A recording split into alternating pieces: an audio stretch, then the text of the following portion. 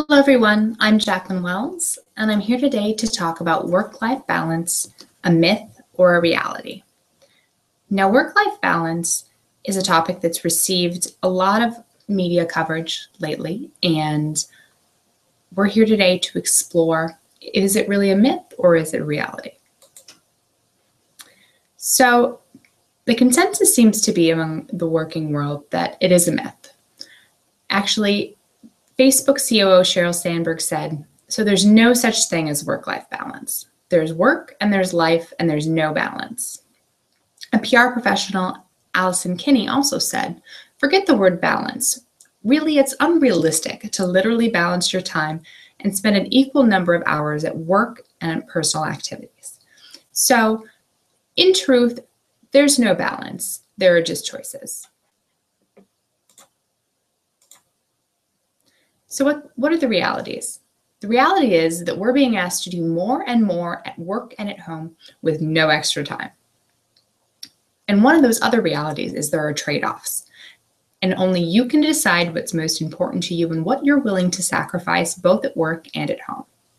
And lastly, we can't do or have it all, and we'll only be successful both at work and at home and avoid burnout, which I'll get into later, if we prioritize. So what is burnout? I'm sure we've all experienced a burnout-like state at some time during our career. Burnout is a state of chronic stress and frustration that leads to physical, emotional exhaustion, cynicism, or ineffectiveness, and can cause insomnia, fatigue, and other serious physical symptoms or illnesses. And that's the definition from the PRSA Comprehension blog. So what are the keys to achieving somewhat of a work-life balance and also avoiding burnout? The first one is very simple. You have to love what you do, both inside and outside of work. This means making time for the things you love to do outside of work so that you're happier and healthier when you go into work. Second, you have to define what success looks like for you.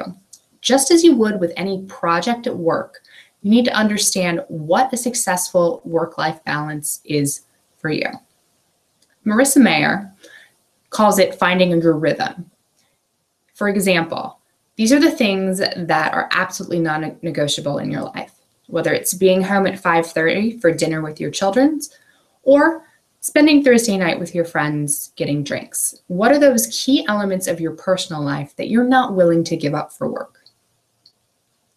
Third, it's important to be healthy, to embrace healthy habits, eat healthy, exercise, and get sleep. Without embracing healthy habits, you're not good to anybody at work or at home. So it's important to be healthy.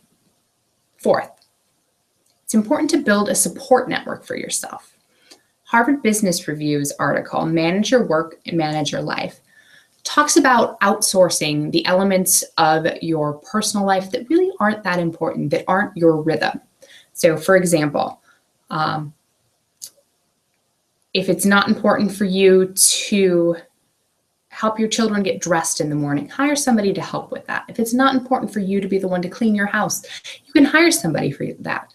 But if it's important for you to eat dinner with your children, you want to be there for that, and you can't outsource that one-on-one personal time you have with your kids. Fifth, you have to take advantage of workplace flexibility programs.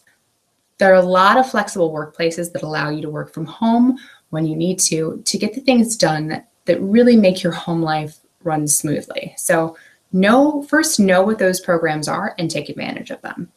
And lastly, you have to manage technology creep. We're all guilty of this, checking our iPhones during dinner or having to step away from a child's soccer game to take a phone call. Know where the boundaries are and make sure to manage them accordingly.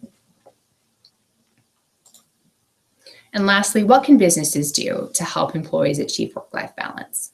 In order to retain top talent, companies need to empower their employees to choose what's most important, to find their rhythm.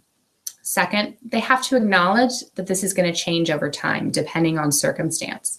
Whether it's a marriage, a birth of a child, or a death of a loved one, priorities are going to change for employees over time.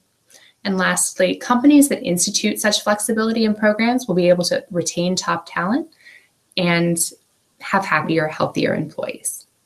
That's it. Thanks.